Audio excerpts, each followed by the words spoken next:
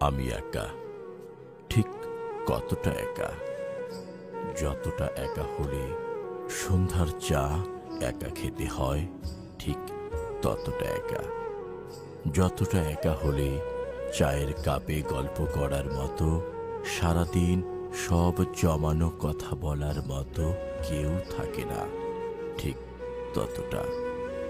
আমি একা, কতটা, যতটা হলে ফোনের কন্টাক্ট লিস্ট ভর্তি নাম্বার থাকা সত্ত্বেও সামান্য ডায়াল করে আমি ভালো নেই এই কথাটুকু বলার মতো কেউ নেই, ঠিক ততটাই একা। আমি একা, ভীষণ একা।